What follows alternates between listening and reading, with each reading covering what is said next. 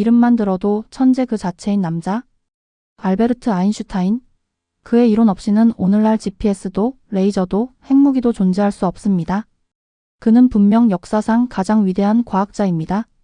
하지만 우리가 교과서에서 배운 위대한 천재의 모습은 그의 진정한 얼굴이 아니었습니다.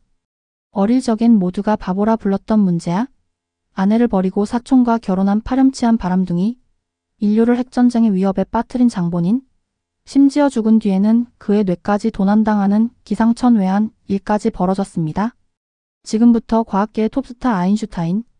그 빛나는 이름 뒤에 숨겨진 충격적이고 어두운 진실을 파헤쳐 보겠습니다. 1879년 독일에서 태어난 아인슈타인. 그는 태어날 때부터 부모님을 걱정시킨 금쪽이었습니다. 머리는 또래보다 기형적으로 컸고 3살까지 말을 못했으며 말이 트인 후에도 같은 문장을 반복하는 이상한 습관이 있었습니다. 심지어 집 하녀들조차 그를 바보라고 불렀을 정도였죠. 부모님은 아들의 지능에 문제가 있는 것은 아닌지 심각하게 고민했습니다. 하지만 이 바보 같은 아이는 5살 때 나침반을 보며 보이지 않는 힘에 매료되었고 그 후 혼자만의 세계에 빠져들었습니다. 학교에서는 내성적인 성격 탓에 적응하지 못하고 결국 중퇴. 하지만 독학으로 21권의 방대한 과학 서적을 완독하며 기이한 천재성을 키워나갔습니다.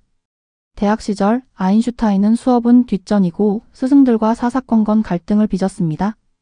당시 존경하던 교수에게조차 베벗이라고 존칭 없이 불렀을 정도였으니 그 오만함이 얼마나 대단했을까요?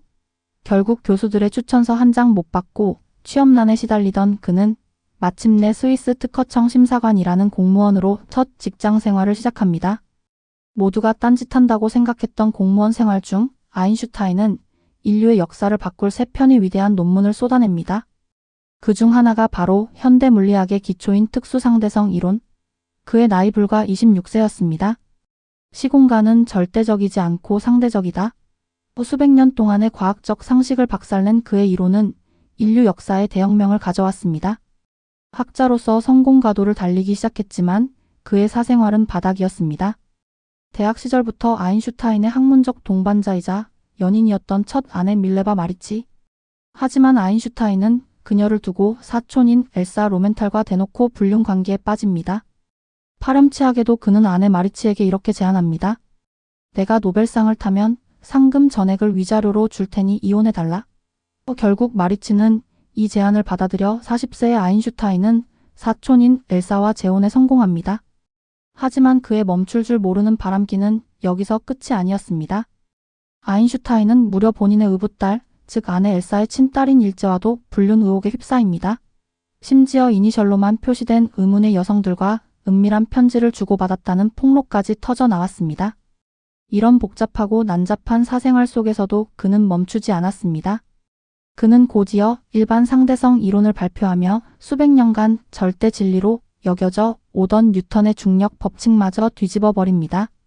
중력은 시공간의 휘어짐이다. 그의 미친 듯한 집중력과 천재성 앞에서 그의 사생활은 오히려 묻혀버리는 듯 했습니다.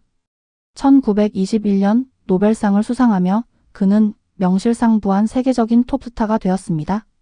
전 세계 강연에는 수천 명의 군중이 몰려들었고 그의 일거수일투족은 언론의 취재 대상이었습니다. 그는 근엄한 과학자가 아닌 일부러 부스스한 머리와 양말 없는 괴짜 패션으로 대중의 이목을 끌었습니다. 특히 72세 생일날 지친 자신에게 계속 포즈를 요청하는 기자에게 혀를 내밀며 장난스레 응수한 메롱 사진은 그의 시그니처가 되었죠. 천재는 남의 시선 따위 개의치 않았습니다. 하지만 슈퍼스타의 삶에도 그림자가 드리웁니다. 1933년 히틀러의 나치 독일이 등장하자 아인슈타인은 독일 시민권을 포기하고 미국으로 망명합니다. 이때 그의 행적은 훗날 엄청난 논란을 낳습니다. 그는 루즈벨트 미국 대통령에게 편지를 보내 핵무기 개발을 촉구합니다. 독일이 먼저 강력한 폭탄을 만들까 봐 두려웠기 때문입니다. 그의 이 편지는 인류 최초의 핵폭탄 개발 프로젝트인 맨해튼 프로젝트의 시발점이 됩니다. 결국 1945년 미국은 아인슈타인의 주장대로 완성된 원자폭탄을 일본에 투하합니다. 대량 살상 무기의 위력을 목격한 세상은 핵무기 개발을 부추긴 아인슈타인을 비난했습니다. 엄청난 충격에 빠진 아인슈타인은 원자폭탄 투하 소식을 듣고 아, 슬프다라는 짧은 한마디만을 남겼다고 전해집니다. 이후 아인슈타인은 여생을 반핵 운동과 인종차별 반대 운동에 헌신하며 참여하는 삶을 살았습니다. 1955년 76세의 나이로 세상을 떠난 위대한 천재. 하지만 그의 마지막은 평온하지 못했습니다. 바로 아인슈타인 뇌도난 사건 때문입니다.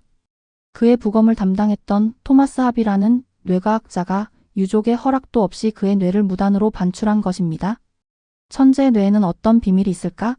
합의는 아인슈타인의 뇌를 240조각으로 나눠 전 세계 과학자들에게 배포하는 만행을 저질렀습니다.